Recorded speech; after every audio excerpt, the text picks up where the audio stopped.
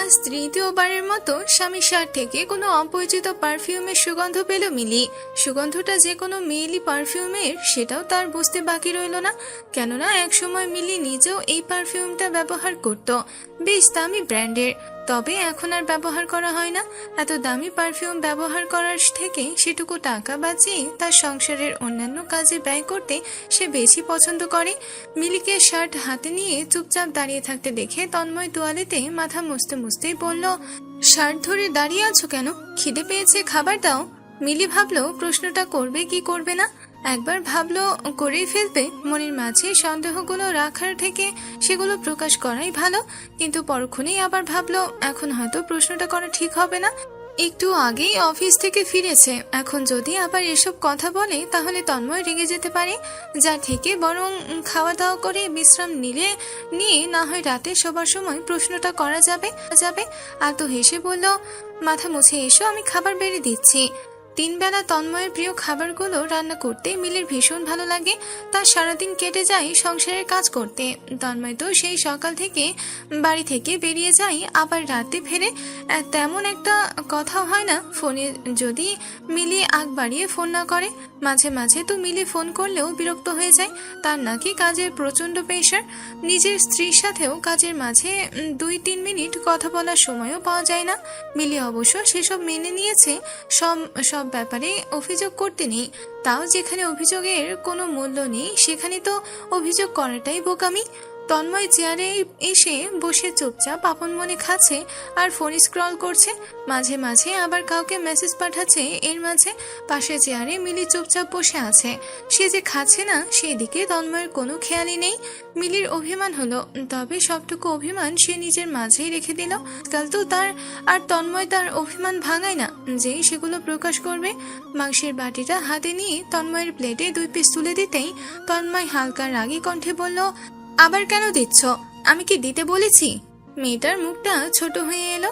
ও তো ভালোবেসে দিয়েছিল, আর যদি নিতে নাই চাই সেটা কি ভালো করে বলা যায় না? না খেলে রেখে দাও। এই ছোট একটা বিষয়ে তো রাগারাগি করার কি আছে? মিলির কথা শুনে তন্ময় আরো বেশি রেগে গেল। প্লেটটা সামনের দিকে একটু ঠেলে দিয়ে বলল, 3 বেলা খাবার নষ্ট করব? জানো এখনকার বাজারে সবজি মাছ মাংসের কত দাম? জানবে কি করে? বসে বসে চুপচাপ শুধু খাও আর নষ্ট করো। চাকরি তো করতাম আমি, তুমি তো আর করতে দিলে না, তাহলে এখন বসে বসে খাবার খোটা দিচ্ছ কেন? ভুল হয়ে গিয়েছিল, আমার আগেই বোঝা উচিত ছিল যে তোমাকে চাকরি করতে না দিলে শুধু বসে বসে অন্ন ধ্বংস করবে আর আমার মাথা খাবে। ধ্যাত, খাওয়ার রুচিটাই নষ্ট করে দিল। পুরো ঘটনাটা ঠিকঠাক বোঝার আগেই তন্ময় উঠে চলে গেল। ফোনটা তখনও টেবিলের উপরেই মেসেজের টুং শব্দ হয়ে ফোনের আলোটা জ্বলে উঠলো। কি ভেবে যেন মিলি একবার সেদিকে তাকালো। জেসি নামক একটা আইডি থেকে মেসেজ এসেছে, আমার সাথে তো ডিনার করেই গেলে, আবার খেতে বসেছো কেন? এতক্ষণে মনে হয় মিলি বুঝলে তন্ময়েরই অযথা রাগ দেখানোর কারণটা। খাবারটুকু হয়তো পেটে যাচ্ছিল না, গলা দিয়ে নামতে চাইছিল, কিন্তু নামলো না। নামবে কি করে? পেটের ভিতরে তো জায়গাই নেই। তবে সরাসরি বলতেও পারছে না মিলিকে যে বাইরে থেকে খেয়ে এসেছে। রোজ রোজ তো আর এক অজুহাত দেওয়া যায় না যে অফিস থেকে খাইয়েছে বা বন্ধু খাইয়েছে। কারি বা এত টাকা হয়েছে যে রোজ রোজ ওকে বাইরে হোটেলে খাওয়াবো? সেজন্য মিথ্যা একটা রাগ দেখানোর বাহানা করে উঠে চলে গেল। তন্ময় বেসিন থেকে হাত ধুয়ে এসে টেবিল থেকে ফোনটা নিয়ে চলে যেতে ধরলে পিছন থেকে মিলি বলে উঠল, জেসিকে। জেসি নামটা শুনতেই তন্ময় হালকা কেঁপে উঠল। তবে নিজের ভয়টুকু মিলির সামনে প্রকাশ করলে চলবে না। চোখে মুখে রাগী ভাব ফুটিয়ে বলল, আমার কলিগ। কেন? একটু আগে তো অফিস থেকে এলে, এত তাড়াতাড়ি কলিগের আবার তোমার কথা মনে পড়ে গেল যে আবার মেসেজ দেওয়া শুরু করেছে? ওনার কি কমন সেন্স নেই যে এত রাতে একজন বিবাহিত পুরুষকে মেসেজ দেওয়া উচিত হবে কি না? হবে না? তুমি ঠিক করে দেবে এখন আমি কার সাথে কথা বলবো, কখন কথা বলবো, আর আমার ফোন দেখার সাহস পেলে কোথায় তুমি? আর লিসেন মিলি, একদম নিজের লিমিট ক্রস করবে না। লিমিটটা কিন্তু তুমি ক্রস করছো তন্ময়। আমি তোমার ওয়াইফ, তোমার সবকিছুর প্রতি আমার অধিকার আছে। তুমি চাইলেই আমার ফোন দেখো না, আমি তো তোমায় আটকাবো না। তাহলে তোমার ফোন যদি আমি দেখি, সমস্যা কোথায়? আছে আমার সমস্যা। আর একটা কথা কান খুলে শুনে রাখো, তুমি আমার ওয়াইফ, জন্য আমার সবকিছুতে আমি তোমায় অধিকার দেইনি। আমার একটা আলাদা লাইফ আছে, আর আমার নিজের পার্সোনাল স্পেস আছে, বুঝতে পেরেছো? ইন ফিউচার সেখানে ইন্টারফেয়ার করার একদম চেষ্টা করবে না। তুমি তোমার মতন থাকো। আমি কি তোমায় কখনো কিছু বলেছি সারা বাড়িতে কার সাথে কি করছো আমি তো তা কোনোদিনও খোঁজ খবরও রাখি না সেসবে। তাহলে তুমি এত আমার পেছনে গোয়েন্দাগিরি করছো কেন? যত সব। কথাগুলো এক নাগারে বলে হেঁটে ঘরের ভেতরে গিয়ে ঠাস করে দরজাটা বন্ধ করে দিল। মিলি থ হয়ে সেখানে বসে রইল। খুব কি অন্যায় কিছু বলে ফেলেছিল? নিজের স্বামী কার সাথে কি করছে সেটুকু জানার অধিকারও কি মিলির নেই? হয়তো নেই। যদি স্বামী পর হয়ে যায় তাহলে আর জানার অধিকার কি করে থাকে? রাতের খাবার আর পেটে পড়ল না মিলির। খাবারগুলো ফ্রিজে ঢুকিয়ে রেখে টেবিলটা গুছিয়ে ঘরের সামনে এসে দরজায় দুবার নক করলো। ভিতর থেকে তন্ময়ের কোনো সারা শব্দ পাওয়া গেল না। মিলি এবার একটু জোরে করাঘাত করলো, সেই সাথে তন্ময়ের নাম ধরে কয়েকবার ডাকলো। তারপরেও তন্ময়ের কোনো সারা শব্দ পাওয়া গেল না। চুপচাপ সেখানে মিনিট পাঁচেকের মতন দাঁড়িয়ে থাকলো। তারপর উপায় না পেয়ে ফোনটা হাতে নিয়ে তন্ময়ের নাম্বারে কল করলো। নাম্বারটা বিজি পেল। মিলির কানে ভিতর থেকে তন্ময়ের হো হো করে হাসির শব্দ ভেসে আসছে। মিলির এখন শুধু বুক ফেটে ফেটে কান্না আসছে। তন্ময় কি ভেবেছে মিলি কিছু আন্দাজ করতে পারছে না। একজন পুরুষ তার স্ত্রীর প্রতি উদাসীন তো তখনই হয় যখন বাইরে নিজের চাহিদাগুলো পূরণের একটা জায়গা পেয়ে যায়। মিলি এবার সর্বশক্তি প্রয়োগ করে দরজায় করাঘাত করলো, তাও অনবরত। ভেতরে থাকা সমস্ত রাগ যেন দরজার উপরেই দেখাতে চাইল। এবারে কাজ হলো। তন্ময় হন্তদন্ত পায়ে এক প্রকার ছুটে এসে দরজা খুলে ব্যস্ত গলায় বলল, কি হয়েছে? মিলি কোনো উত্তর দেওয়ার প্রয়োজন মনে করলো না। চুপচাপ ঘরের ভেতরে গিয়ে শুয়ে পড়লো। তন্ময়ও আর কিছু জিজ্ঞেস করার প্রয়োজন মনে করলো না। আবার বারান্দায় গিয়ে দাঁড়ালো। মিলি কাঁদতে চায় না তবে তার চোখের জল তার সাথে বেইমানি করলো। ধীরে ধীরে বালিশটা ভিজে গেল। ঘড়িতে সময় রাত 12টা। একটা পার করে দুটোর ঘরে গিয়ে ঠেকলো। তবুও তন্ময়ের ভেতরে আসার কোনো নাম নেই। ক্ষণে ক্ষণে মিলির কানে তন্ময়ের হাসির আওয়াজ ভেসে আসছে। আর যদিও কি কথা হচ্ছে স্পষ্ট শোনা যাচ্ছে না, ফিসফিস আওয়াজে মাঝে মাঝে হালকা যে দু একটা শব্দ কানে আসছে, তাতে বোঝা যাচ্ছে যে তন্ময় অপর পাশের মানুষের সাথে কতটা বিনম্র গলায় কথা বলছে। অথচ আজকাল মিলির সাথে কথা বলে সম্পূর্ণ বিপরীত স্বরে। মিলি আর সহ্য করতে পারল না। গলা উঁচিয়ে তন্ময়ের নাম ধরে কয়েকবার ডাকতেই তন্ময় ঘরে এসে বিরক্তিকর গলায় বলল, কি হয়েছে? মিলি রাগান্বিত কণ্ঠে বলল, ঘড়িতে একবার সময় দেখেছো? রাত কয়টা বাজে? কোনো ভদ্রবাড়ির ছেলে এত রাত অব্দি ফোনে এরকম হো হো করে হেসে কথা বলে? তন্ময় নির্লিপ্ত ভঙ্গিতে বলল, তোমার যদি খুব সমস্যা হয় তাহলে অন্য ঘরে গিয়ে ঘুমালেই তো পারো। কেন অন্য ঘরে আমি ঘুমাবো? এটা কি আমার ঘর না?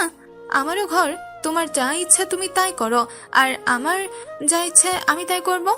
এবারে কিন্তু তুমি অতিরিক্ত অসভ্যতামি করছো তন্ময়। মাঝরাত অব্দি তুমি ফোনে কথা বলে ঘুমাবে, আর সকালে ঘুম থেকে দেরি করে উঠে যখন অফিসে যেতে দেরি হয়ে যাবে তখন সব গরম আমার উপরে দেখাবে। পেয়েছোটা কি? আমার উপরে দেখাবে। পেয়েছোটা কি? হ্যাঁ, সহ্য করার জন্য যা খুশি তাই করছো আজকাল। আর কার সাথে কথা বলছো উত্তর দাও। তন্ময় তাচ্ছিল্য গলায় বলল, তুমি ভাবলে কি করে তুমি আমার থেকে উত্তর চাইবে আর আমি তুমি উত্তর দিয়ে দেব? এমনিতেও আমার কথা বলা শেষ। এখন মাথা না খেয়ে আমাকে ঘুমোতে দাও। তন্ময় এসে ঘুমিয়ে পড়ল। মিলি অবাক না হয়ে পারল না, একটা মানুষ চোখের সামনে এতটা বদলে গেল, ভালোবাসা এত তাড়াতাড়ি ফুরিয়ে গেল। কয়েকদিন আগেও তো মিলিকে জড়িয়ে না ধরে ঘুমাতে পারতো না তন্ময়। এই তো কিছুদিন আগে মাঝরাতে মিলিকে নিয়ে বারান্দায় দাঁড়িয়ে থেকে গল্প করত, আর আজ সব বদলে গেল। মিলির অপরাধটা কি সেটাই বুঝতে পারে না সে। কি করলে যে আবার তন্ময়ের মন পাবে সেই কারণ তার জানা নেই। তন্ময়ের বদলটাই বা কেন ঘটছে সেটাও সে জানে না। শুধু একটা বিষয় যেন খুব গভীরভাবে উপলব্ধি করতে পারছে, এই সংসারে মিলির দিন ফুরিয়ে আসছে। তন্ময়ের জীবনে মিলির গুরুত্ব ফুরিয়েছে, দরকার ফুরিয়েছে, আর তার বহু আগেই ফুরিয়েছে। কানে যেতেই মিলির ঘুম ভেঙে গেল। প্রতিদিন সকালে এই সময় ওঠা তার অভ্যাস। এখন ফ্রেশ হয়ে নামাজ পড়ে যাবে রান্নাঘরে তন্ময়ের জন্য রান্না করতে। 7টার মধ্যে তন্ময় বেরিয়ে পড়ে, আর এর আগে তার জন্য সকালের নাস্তা, দুপুরের খাবার সবকিছুর ব্যবস্থা মিলিকে করতে হয়। যদি একটু সময় এদিক ওদিক হয় তবে ও হয়ে গেল। মিলিকে রাগ দেখিয়ে অমনি বেরিয়ে যাবে। মিলি তখন ব্যস্ত হাতে রান্না করছে। কলিং বেলের আওয়াজ পেতেই তাড়াহুড়ো করে গিয়ে দরজা খুলে দিল। মিলি জানে এই সময় কে এসেছে। প্রতিদিনই এই সময়টায় পাশের ফ্ল্যাটের এক ভদ্রমহিলা মিলির ফ্ল্যাটে আসে।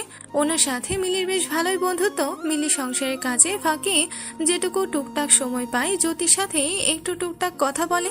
যদিও মিলি নিজ থেকে ওদের ফ্ল্যাটে কখনোই যায় না, জ্যোতি যখন একটু সময় পায় মিলির ফ্ল্যাটে চলে আসে। নিজের জীবনে টুকটাক যা কথা বলা আজকাল জ্যোতির সাথেই বলে। কারোর সাথে তেমন কথাবার্তা হয় না, ভালোই লাগে না কারোর সাথে কথা বলতে। দিন দিন কেমন যেন নিজের জীবনের প্রতি উদাসীন হয়ে যাচ্ছে মিলি। কোনো কিছুতেই মন বসাতে পারে না আজকাল, কোনো কিছুই আর তাকে হাসাতে পারে না। কি রান্না করছো মিলি? জ্যোতির প্রশ্নে মিলি ব্যস্ত গলায় বলল, আলুর পরোটা বানাচ্ছি, তন্ময়ের ভীষণ পছন্দ। জ্যোতি নাক মুখ কুচকে বলল, কি হবে ওর পছন্দের খাবার বানিয়ে? সেই তো ঘুম থেকে উঠে তোমার সাথে খ্যাঁকি করবে। মিলি মলিন হেসে বলল, সংসারটা বাঁচানোর চেষ্টা করছি। জানো তো আমার যাওয়ার কোনো জায়গা নেই, এই কথাটা তন্ময় খুব ভালো করেই জানে। সেই জন্যই বোধহয় এখন আরো বেশি অবহেলা করে। ও জানে ও যতই আমার সাথে খারাপ আচরণ করুক না কেন, আমি কোথাও যাব না, ওর সংসারেই পড়ে থাকবো বা থাকতে হবে। ওর এই ধারণাটা একটা ভুল প্রমাণ করার দরকার মিলি। ওকে আচ্ছা মতো একটু শিক্ষা দেওয়া দরকার। কয়েকদিনের জন্য একটু উধাও হয়ে যাও তো, এই 3 বেলা মুখের সামনে গরম ভাত রেখে দাও তো। সেজন্য তোমার মর্ম বোঝে না, একদিন একটু নিজে রেঁধে খেলে বুঝবে বউ কি জিনিস। জোর করে বুঝিয়ে কি লাভ? আগে তো আমাকে বোঝাতে হয়নি, কি বিয়ে করেছিল। আমি আর জোর করে কিছু করতে পারবো না জ্যোতি, আমি শুধু আর কয়েকটা দিন চেষ্টা করব। জ্যোতি কিছু একটা ভেবে মিলিকে বলল, একটা পরামর্শ দেব। কিসের? তোমাকে দেখে বুঝতে পারছি আমি যে কোনো মূল্যেই হোক তুমি এই সংসারটা বাঁচাতে চাও। আর তার কারণ তন্ময়কে তুমি ভীষণ ভালোবাসো। বিয়ের তো বেশ কয়েক বছর হলো, একটা বাচ্চা নাও, দেখবে নিজের সন্তানের মায়ে পড়ে হলেও তন্ময় ধীরে ধীরে ঠিক হয়ে যাবে, এমনটা বড়রা বলে। জ্যোতির কথাই মিলি কোনো উত্তর দিল না। এই কথাটা সে নিজেও ভেবেছে হয়তো এবারে সুখবরটা পাওয়ার সময়ও হয়ে এসেছে, শুধু নিশ্চিত হওয়া বাকি। তবে তন্ময়কে নিয়ে চিন্তায় আছে।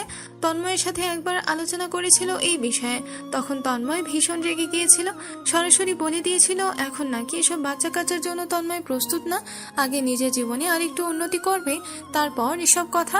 মিলিও তখন মেনে নিয়েছিল তারপর আর। তবে এখন সেই এই বিষয়টা মানতে নারাজ। এই সংসারে মিলি যেন একটা সন্তানের কমতি অনুভব করছে। মিলির সব ভাবনার মাঝেই তন্ময়ের কণ্ঠস্বর ভেসে এলো ওর কানে, মিলি আমার ওয়ালেট কোথায়? মিলি গলা উঁচিয়ে বলল, তোমার ওয়ালেট কোথায় সেটা আমি কি করে জানবো?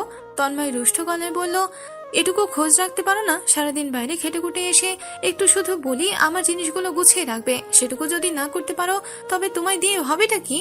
সকাল সকাল ঘুম থেকে উঠে মজা করো না তো আমার সাথে তন্ময়। এখন খুঁজে পাচ্ছ না জন্য মনে হয়েছে যে আমার গুছিয়ে রাখা দরকার ছিল, অথচ আমি তোমার জিনিসে হাত দিলে তুমি রেগে যাও। আগে নিজে ঠিক করো তোমায় আমি কোনটা করতে বলবে, তারপর এসব গরম দেখিও। আর আমায় দিয়ে কি হবে আর কি হবে না সেটা প্রেম করার সময় ভাবা উচিত ছিল। প্রত্যুত্তরে তন্ময়ের কণ্ঠস্বর ভেসে এলো না। জ্যোতি বিস্ময় ভরা কণ্ঠে বলল, তোমার আবার আর আজ হঠাৎ করে কি হলো মিলি? তুমি তো এত রেগে যাও না। সবারই সহ্যের একটা সীমা থাকে, হয়তো আমার সহ্যের সীমাও একদিন শেষ হবে, আর সেই